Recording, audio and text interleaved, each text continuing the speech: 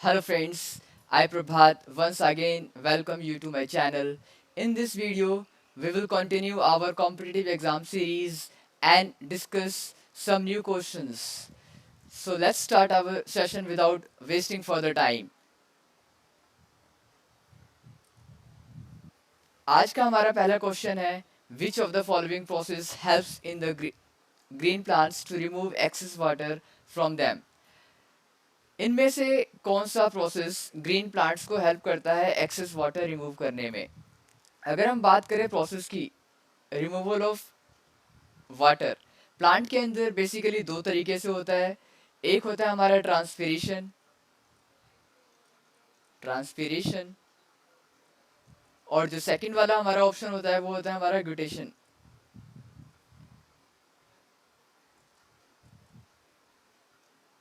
Guttation transpiration हम class 10th में पढ़ते हैं, loss of water from plant surface like leaves, stem. अब ये होता कैसे है? We know about stomata. Stomata are small pores which are present on leaf surface. These two are the guard cell and control the opening and closing of this special micropore. Now, if we talk about guttation, guttation is also loss of water, but it occurs through special structures called hydatodes. ना what are hydathodes? अभी hydathodes होते क्या हैं? Basically hydathodes भी हमारे pores होते हैं, but in this pores we don't have guard cell, और ये हमारे प्रेजेंट कहाँ होते हैं? लीफ के मार्जिन्स पे। जो हमारा वाटर लॉस होता है आपने देखा होगा, लीफ के मार्जिन्स के थ्रू ड्रॉप्स के फॉर्म में होता है। और नॉर्मली जो वस्कुलर प्लांट्स छोटे होते हैं like strawberry, strawberries, wheat and other small vascular plants, उनमें वाटर लॉस होता है रात के समय में या फिर अर्ली इन द मॉर्निंग। तो ये हमारा जो प्रोसेस है इसे कहते हैं गुटेशन, और जो हमारा दूसरा प्रोसेस था जिसको हमने बोला था ट्रांसपीरेशन, ये हमारा बेसिकली मॉर्निंग में होता है। अगर हम बात करें इस क्वेश्चन के ऑप्शंस की, तो पहला ऑप्शन हमारा रेस्पिरेशन। रेस्पिरेशन हम सबको पता है एनर्जी रिलीजिंग प्रोसेस होता है। एस्टिवेशन, एस्टिवेशन की अगर हम बात करें तो it can be defined as the arrangement of floral parts on floral axis before the flower opens. Option number third हमारा है गोटेशन, जो कि अभी अभी हमने बात किया वाटर लॉस में हेल्प करता है, तो हमारा राइट आंसर होगा ऑप्शन। और अगर हम ऑप्शन 4 को पढ़े तो photosynthesis, which is again a biological process by which green plants prepare their food in the presence of sunlight, water, carbon dioxide, and chlorophyll. Now, moving to the next question, which of the following organisms have protein but lack acids in the genome? Now, if we say acid in the genome, acid in the genome, we know that genome means basically we refers the genetical build-up, genetical composition, and we also know that we have two types of nucleic acids found in the nucleus. Nucleic acid जो होते हैं वो दो तरीके के होते हैं, DNA और second one is RNA. DNA की बात करें तो deoxy nucleic acid, ribo nucleic acid, और अगर आरएनए की बात करें तो ribo nucleic acid, nucleic acid. ये दोनों ही बेसिकली हमारे न्यूक्लिक एसिड होते हैं। तो आइए इस क्वेश्चंस के ऑप्शंस को पढ़ते हैं। Cyanobacteria, we know that cyanobacteria is also known as blue green algae, इसको हम ब्लू ग्रीन एल्गी भी कहते हैं, और these are aquatic animals aquatic organism sorry, और ये फोटोसिंथेसिस को कैरी करने के कैपेबल होते हैं। बैक्टीरियोफाइल्स की अगर हम बात करें तो these are the group of viruses which can infect bacteria. Viroids हमारे बेसिकली माइक्रोस्कोपिक पैथोजेंस होते हैं जो कि हमारे बेसिकली सर्कुलर डीएनए के फॉर्म में होते हैं।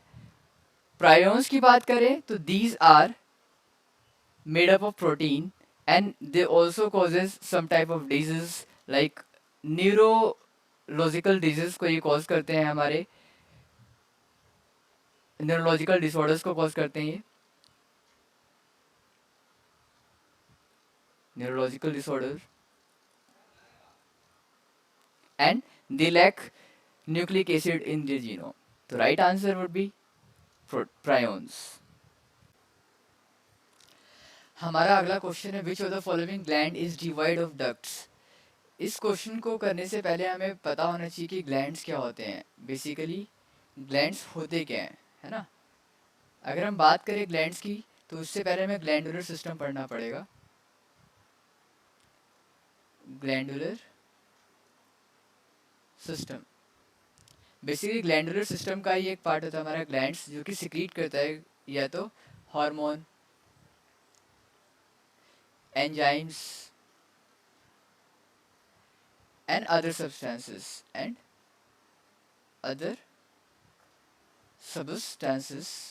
like sebum, tears, saliva, etc. अब हम बात करते हैं टाइप्स ऑफ ग्लैंड्स की। ग्लैंड्स बेसिकली दो तरीके के होते हैं, exocrine glands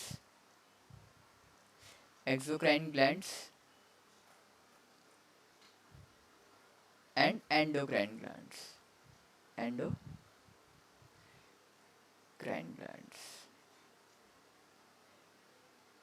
basically exocrine glands जो है वो अपना सीक्रेशन जो है एक चैनल, एक डक्ट के थ्रू सीक्रेट करते हैं, इसलिए इनको बोलते हैं हम डक्ट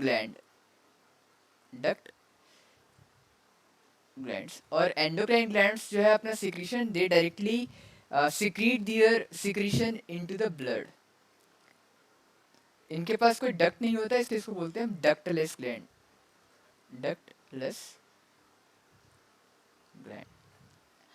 एग्जाम्पल्स की बात करें हम, अगर एक्सोक्राइन ग्लैंड्स हमारे पास डिफरेंट टाइप्स के होते हैं। फॉर एग्जाम्पल हमारे पास एक्सोक्राइन ग्लैंड्स के एग्जाम्पल्स हमारे पास सेबेशियस ग्लैंड,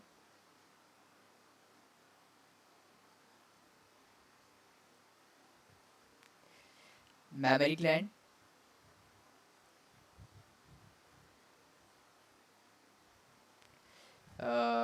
और भी हमारे पास एग्जाम्पल है इसके lacrimal gland,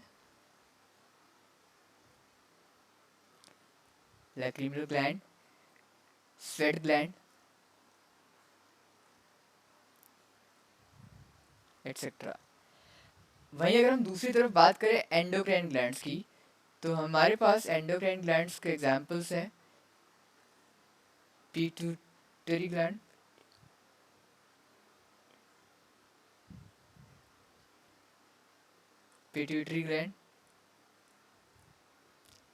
thyroid gland,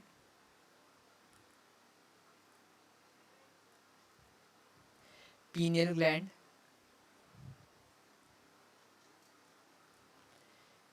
adrenal gland,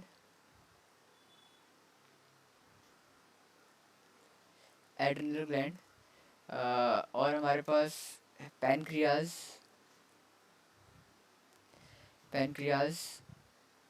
testis and ovary, etcetera, और भी हमारे पास है।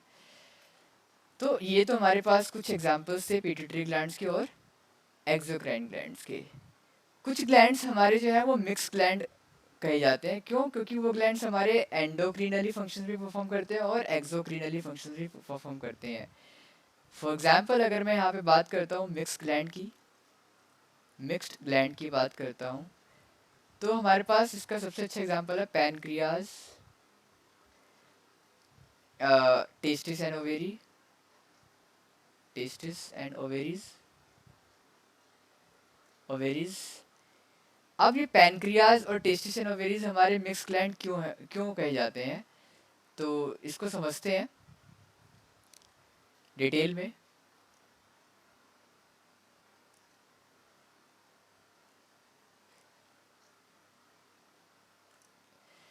तो पैनक्रियाज क्या है हमारा, ये एंडोक्रिनली भी काम करता है और एक्सोक्रिनली भी काम करता है, क्रिनली भी काम करता है। एंडोक्रिनली ये काम करता है, ये बनाता है insulin and glucagon, glucagon basically. और एक्सोक्रिनली की बात करें तो ये सिक्रीट करता है हमारा पैनक्रेटिक जूस, क्रेटिक जूस। और इस पैनक्रेटिक जूस में हमारे पास कई सारे एंजाइम्स होते हैं बेसिकली। पैनक्रेटिक जूस जो होता है हमारा मिक्सचर ऑफ एंजाइम होता है बेसिकली। अगर मैं बात करूँ नंबर 1, तो ट्रिप्सिन, कीमोट्रिप्सिन, लाइपेजेस, ये सारे कुछ एंजाइम्स है जो हमारे पैनक्रेटिक जूस के अंदर होते हैं। तो ये तो था हमारा, it was all about the glandular system. अब हम इस क्वेश्चन की तरफ बढ़ते हैं, which of the following gland is devoid, devoid means lack basically, इसका मतलब होता है लैक। तो इसका क्वेश्चन का आंसर करना काफ़ी इजी हो गया होगा आपके लिए अब। तो अगर हम ऑप्शंस की बात करें, लीवर, लीवर हमारा एंडोक्राइन ग्लैंड का पार्ट है। सैलिवरी ग्लैंड हमारा अभी अभी हमने पढ़ा था कि सलाइवा सिक्रीट करता है, और ये हमारा क्या होता है, डक्टलेस ग्लैंड होता है, एक्सोक्राइन ग्लैंड का पार्ट है। तो ये हमारा इस क्वेश्चन का राइट आंसर होगा। थायराइड ग्लैंड हमारा एंडोक्राइन ग्लैंड का पार्ट है। पैनक्रियाज हमारा मिक्स्ड, क्या हमारा मिक्स्ड ग्लैंड का पार्ट है ना।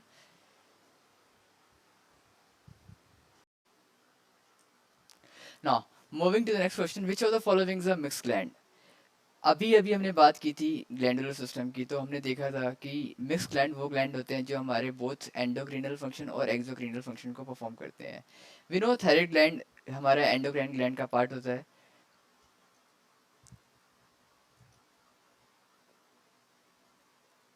एंडोक्राइन का पार्ट है ये हमारा। पैनक्रियाज हमारा मिक्स ग्लैंड है ये mix gland. Testis and ovary भी हमारा मिक्स ग्लैंड है। अब आप पूछेंगे कि testis and ovary mix gland क्यों है, बिकॉज टेस्टिस एंड ओवेरी हमारे सेक्स हार्मोन तो रिलीज करते ही करते हैं, हार्मोन्स तो ये बनाते ही बनाते हैं, ये साथ में स्पर्म एंड ओवा भी सीक्रेट करते हैं। तो इसका आंसर हमारा बोथ 2 एंड 3 हो जाएगा। विच of the following question is true statement among the following. अगर हम इस क्वेश्चन की बात करें तो क्वेश्चन कह रहा है कि ये जो गिवन स्टेटमेंट है इनमें से ट्रू स्टेटमेंट कौन सा है। Liver is an endocrine gland, ठीक है। Sebaceous gland consists of ducts. Okay. Pancreas has no ducts. Pituitary gland has several ducts. तो अभी अभी पिछले क्वेश्चन में ही हमने इसको डिटेल में किया था कि कुछ ग्लैंड्स हमारे क्या होते हैं, मिक्स ग्लैंड होते हैं, कुछ एंडोक्राइन ग्लैंड्स होते हैं, कुछ एक्सोक्राइन ग्लैंड। पिट्यूटरी ग्लैंड हमारा डक्ट लेस ग्लैंड होता है, तो ये ऑप्शन तो हमारा गलत हो जाएगा। डक्ट लेस ग्लैंड होता है ये हमारा, एंडोक्राइन ग्लैंड का पार्ट है, एंडोक्राइन सिस्टम का पार्ट है हमारा। पैनक्रियाज हैज़ नो डक्ट्स, ये भी गलत हो जाएगा बिकॉज हमने बात की थी कि पैनक्रियाज हमारा मिक्स ग्लैंड होता है, मिक्स ग्लैंड है। अगर हम बात करें sebaceous gland consist of ducts, sebaceous glands ducts होते हैं, yes they consist of ducts because basically हमारे स्किन के अंदर क्या होते हैं, कुछ स्पेशल ग्लैंड्स होते हैं like sweat gland, sebaceous glands. ये सिक्रीशन सिक्रीट करते हैं बेसिकली जो हमारे हेयर फॉलिकल्स होते हैं उनके अंदर से। और लीवर हमारा एंडोक्राइन ग्लैंड है, ये हमारा बेसिकली मिक्स ग्लैंड होता है। तो हमारा जो सही आंसर होगा हमारा इस क्वेश्चन का, sebaceous glands consist of ducts. Our next question is which of the following mammals have largest gestation period? अगर हम बात करें gestation period की, पहले हमें मालूम होना चाहिए कि gestation period होता क्या है हमारा. gestation period बोले तो गर्भकाल इसको हम हिंदी में बोल सकते हैं. And basically it is a time period which starts from conceive से लेके conception से लेके birth तक के पीरियड को हम बोलते हैं gestation period.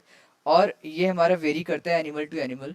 ये हमारा वेरी करता है एनिमल टू एनिमल. अगर हम बात करें काऊ की, तो काऊ के अंदर बेसिकली हमारे 270 से लेके 290 270 से लेके 290 डेज के आसपास का होता है. एलिफेंट की बात करें तो हमारे पास इसकी भी दो वैरायटी होती है. एक हमारा एलिफेंट होता है एशियाटिक एलिफेंट, एक होता है हमारा अफ्रीकन एलिफेंट. और दोनों के जेस्टेशन पीरियड में 20-30 दिन का अंतर होता है. तो अगर हम एवरेज बात करें एलिफेंट की, तो हमारा ये होता है 617 से लेके 645 डेज तक का.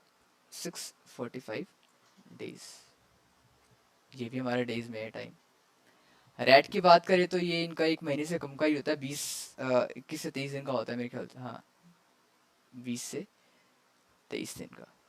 कैट की अगर हम बात करें तो इसका भी ऑन एन एवरेज 55 डेज से लेके हमारा होता है 67 डेज तक का. तो अभी आप इसको इजीली कर पाएंगे. लार्जेस्ट जेस्टेशन पीरियड हमारा किसका होता है? एलिफेंट का होता है. Elephant is the right answer. हमारा नेक्स्ट क्वेश्चन है what is the normal range of GFR in an adult human being. अगर हम बात करें जीएफआर की, तो ये हमारा जो टर्म है ये हमारे किडनी से रिलेटेड है. किडनी से रिलेटेड है. ग्लोमेरुलर फिल्टरेशन रेट बोलते हैं इसको. एंड अगर हम इसकी डेफिनेशन की बात करें तो it can be defined as, it is defined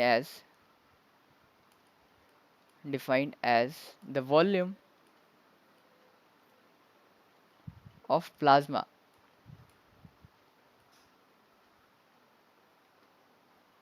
that is filtered by the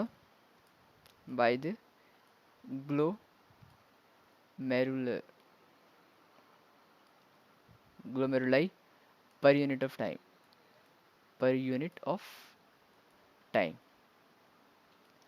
हम रेंज की बात करें तो जो इसका स्केल है बेसिकली वो 0 से लेके 120 का स्केल होता है हमारा. 90 से 120 हमारा नॉर्मल रेंज है. 90 to 120 हमारा क्या है? ये हमारा जो रेंज है ये हमारा नॉर्मल रेंज है. नॉर्मल रेंज 60 से 90 जो हमारा होता है वो इंडिकेट करता है कि भाई आपको थोड़े थोड़े किडनी के सिम्टम्स आ रहे हैं. मतलब थोड़े थोड़े सिम्टम्स आपको आ रहे हैं, किडनी की प्रॉब्लम स्टार्ट हो चुकी है, अलर्ट हो जाइए. और 15 से 60 के बीच में हमारा जो होता है वो कंफर्म होता है.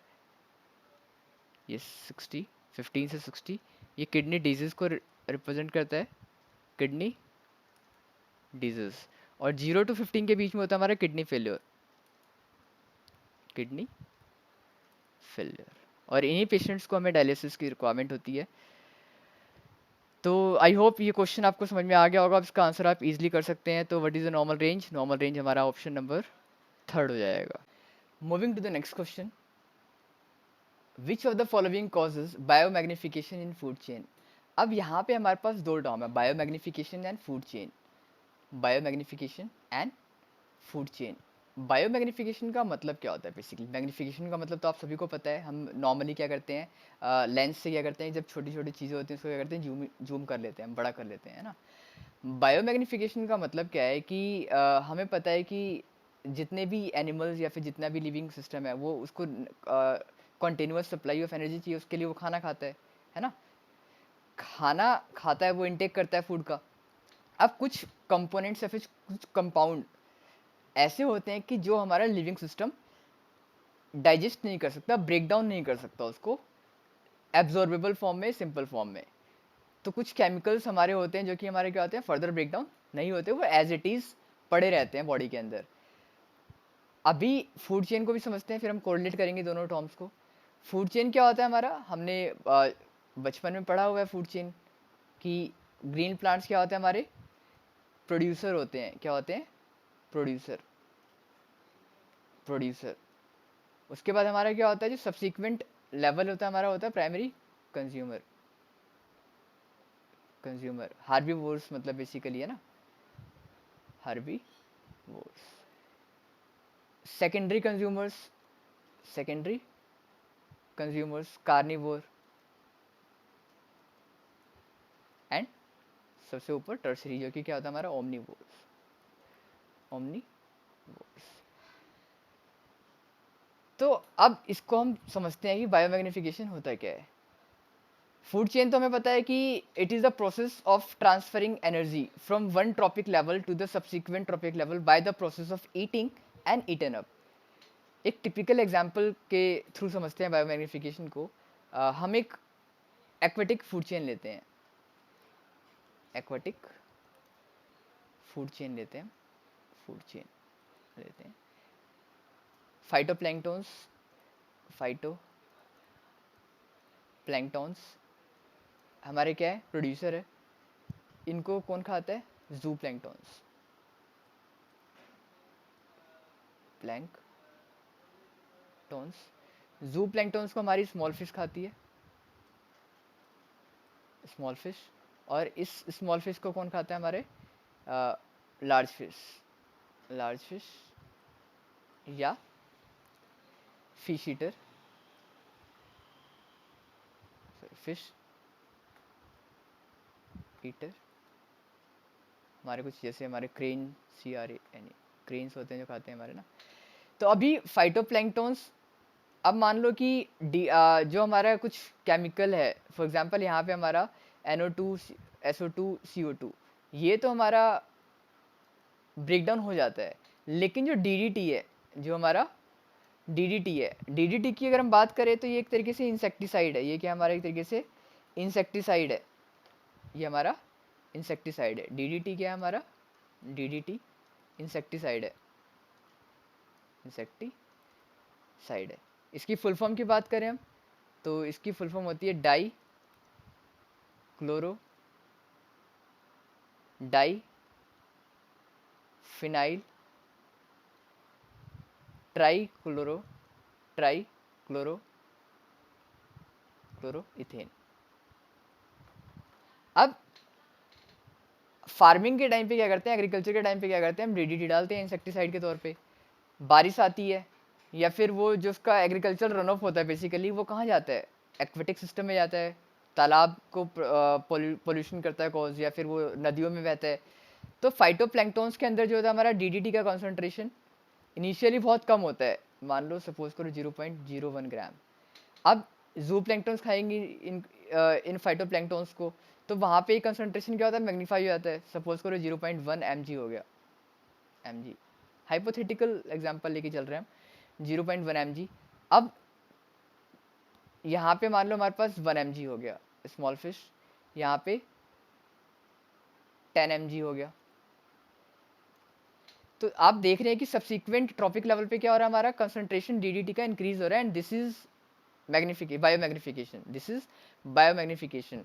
तो अभी इस क्वेश्चन को आप इजीली कर सकते हैं। इसका आंसर क्या होगा हमारा, DDT। DDT is the right answer for this question. Moving to the next question, which of the following gases are responsible for acid rain. ये बहुत ही बच्चे वाला क्वेश्चन है और इसका आंसर क्या हो जाएगा हमारा, NO2 और SO2। ये क्या करते हैं, हमारे एसिड रेन को गैस करते हैं, कॉज करते हैं। अगला क्वेश्चन हमारा, which of the following harmful radiation is absorbed by the ozone layer.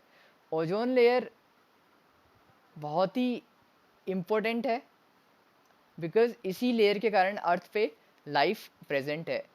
It absorbs the harmful radiations which are coming from sun.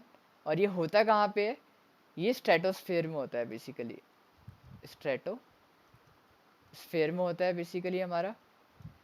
और ये एब्जॉर्ब करता है हमारा अल्ट्रावायलेट रेडिएशन को। अगर हम बात करें कि कौन कौन सी डिजीज़ होंगी या क्या क्या इसका नेगेटिव आउटकम होगा अगर अल्ट्रावायलेट रेडिएशन हमारे एटमॉस्फेयर में पेनिट्रेट कर जाती है, तो स्किन कैंसर सबसे पहला, स्किन कैंसर कॉज करेगा, विजन को इम्पेक्ट करता है, पार्शियल और कंप्लीट लॉस ऑफ विजन भी हो सकता है, कंप्लीट लॉस ऑफ विजन।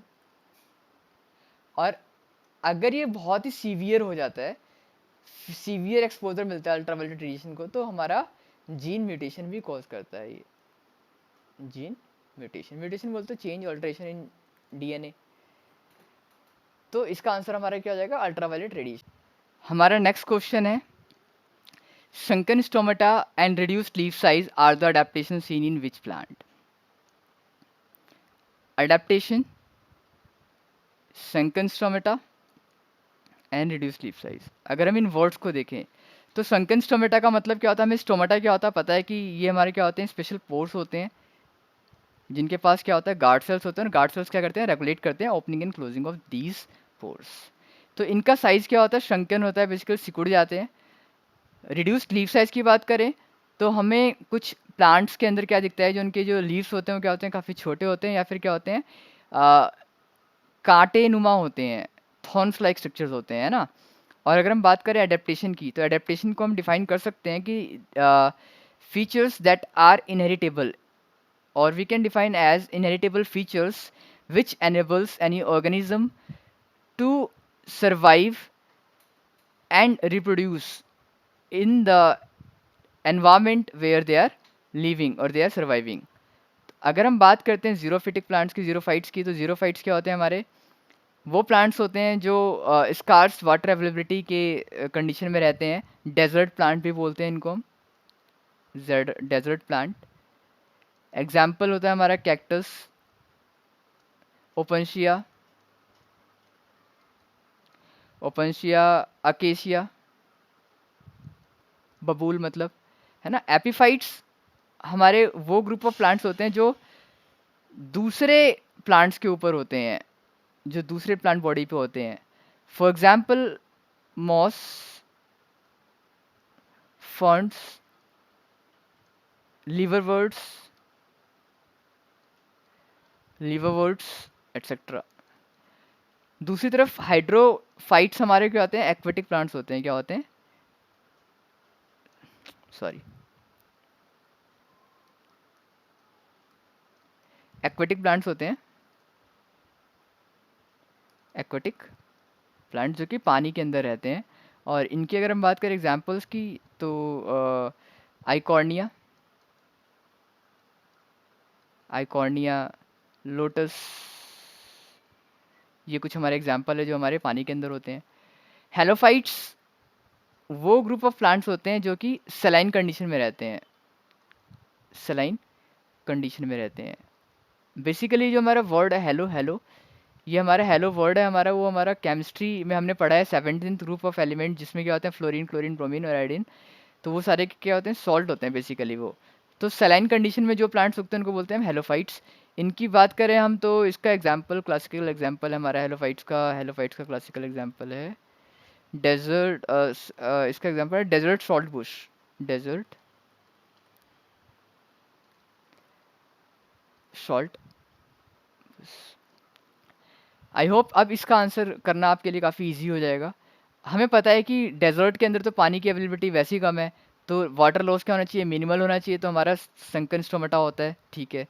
और लीफ सरफेस भी क्या होता है हमारा, रिड्यूस हो जाता है, बिकॉज जितने नंबर ऑफ स्टोमेटा कम होंगे उतना हमारा वाटर लॉस कम होगा। तो इसका आंसर क्या होगा हमारा, जीरोफाइट। जीरोफाइट्स के अंदर हमें ये एडेप्टेशन देखने को मिलता है। विच of the following is secondary consumer in the food chain. अभी रिसेंटली कुछ टाइम पहले ही हमने इसके ऊपर डिस्कस किया है कि फूड चेन के अंदर क्या होते हैं, प्राइमरी कंज्यूमर, सेकेंडरी कंज्यूमर और टर्सरी कंज्यूमर्स होते हैं। तो इसका अगर एग्जांपल देखें हम, तो यहाँ पे हमारा आंसर होने वाला टाइगर, बिकॉज रैबिट क्या है हमारा, ये हार्बीवोर्स है, ग्रीन प्लांट्स हमारे प्रोड्यूसर है। डियर हमारा हार्बीवोर्स होता है, हार्बीवोर्स। रैबिट भी हार्बीवोर्स है। टाइगर क्या होगा हमारा, सेकेंडरी, हमारा क्या था, कार्निवोर्स, कार्निवोर्स।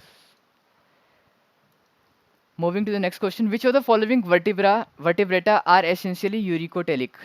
अगर हम बात करें यूरिकोटेलिक की, यूरिकोटेलिक का मतलब क्या होता है, यूरिकोटेलिक का मतलब क्या होता है, तो हम देखेंगे कि based on the waste, nitrogenous waste secreted by animals, we have classified animals into ammonotelic,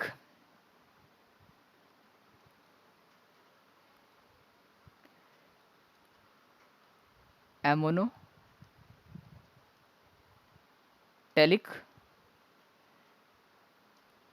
ureotelic and uricotelic, uricotelic.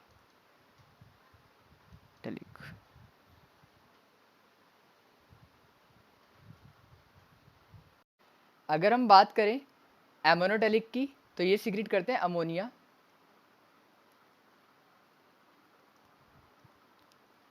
Ammonia highly toxic होता है हमारा ये, हाईली टॉक्सिक होता है।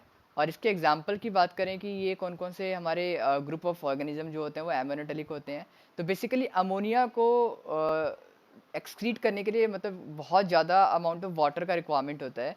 तो जितने भी हमारे एक्वेटिक एनिमल्स हैं, जितने भी हमारे एक्वेटिक एनिमल्स हैं वो सारे क्या होते हैं, एमोनोटेलिक होते हैं। क्या होते हैं, एमोनोटेलिक एक्वेटिक एनिमल्स,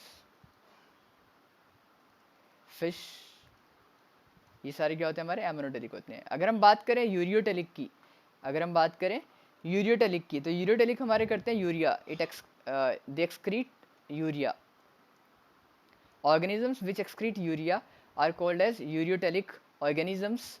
ये क्या होते हैं, अमोनिया के कंपेरेटिवली लेस रिएक्टिव होते हैं, लेस टॉक्सिक होते हैं। क्या होते हैं, लेस टॉक्सिक होते हैं। और इनके एग्जाम्पल्स क्या होते हैं, हमारा mammals, mammals, amphibians, amphibians and sharks, sharks. Uricotelic जो होते हैं हमारे ग्रुप ऑफ एनिमल्स होते हैं जो सिक्रीट करते हैं यूरिक एसिड को, एक्सक्रीट करते हैं ये यूरिक एसिड,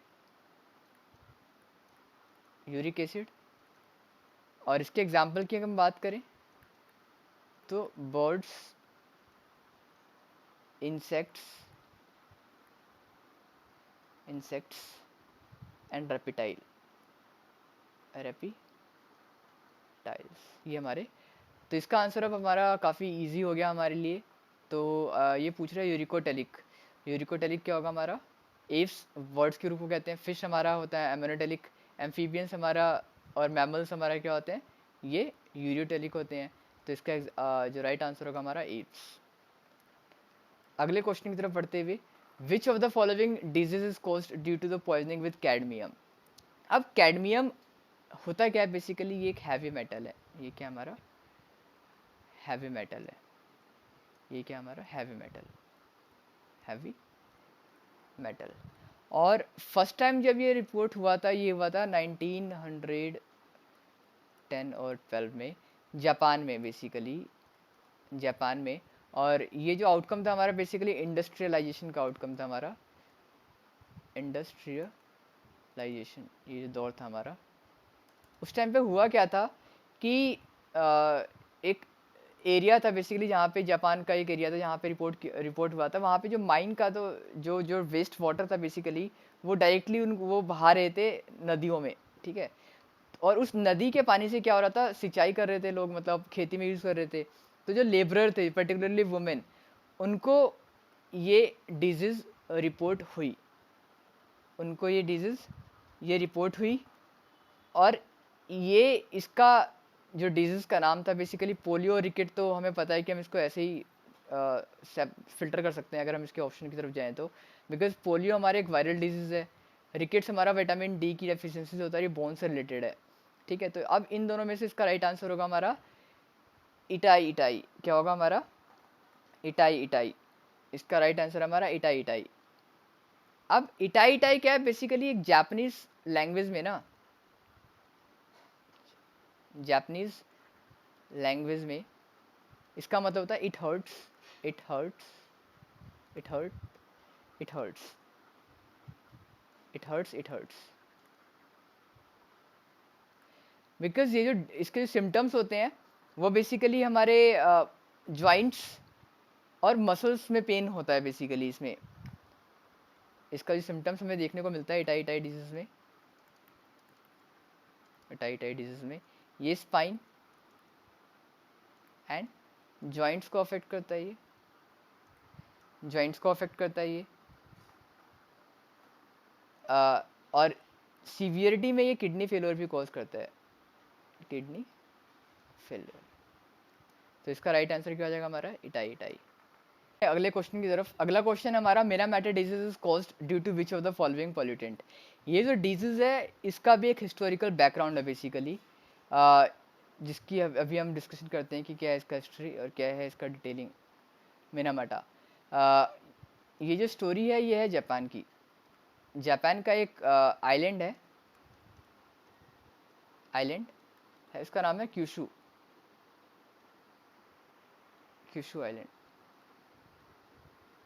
आइलैंड। यहाँ पे क्या हुआ था, यहाँ पे बेसिकली इस आइलैंड का एक शहर है, इसका नाम है मिनामाटा। फर्स्ट टाइम जो ये हमारा डिजीज़ है ये हमारा यहीं पे रिपोर्ट हुआ था। फर्स्ट टाइम जो डिजीज़ है मिनामाटा में रिपोर्ट हुआ था, इसलिए इस डिजीज़ का नाम रखा मिनामाटा। अब ये होता कैसे है, क्या क्या क्यों होता है बेसिकली। हमें पता है कि जापान में इंडस्ट्रियल ग्रोथ काफ़ी रैपिड हो रहा था 19th और अर्ली 20th सेंचुरी में।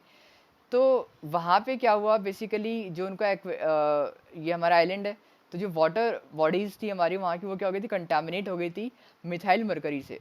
किससे, मिथाइल मरकरी। और ये डिजीज़ हो रहा था हमारा due to daily consumption of fish. जो हम फिश का कंजम्पशन कर रहे थे वो डेली कर रहे थे यहाँ के लोग, फिश कंजम्पशन, या फिर हम कह सकते हैं कि एक्वाटिक फूड इसको कंज्यूम कर रहे थे, तो यहाँ के लोगों को ये डिजीज़ हुई थी। बेसिकली ये हमारा न्यूरल डिजीज़ होता है, और इसका एग्जांपल हम इजीली कर सकते हैं अब, मरकरी। इस क्वेश्चन का राइट आंसर क्या हो जाएगा हमारा, मरकरी हो जाएगा। आई होप आपको ये क्वेश्चंस की सीरीज़ पसंद आई होगी।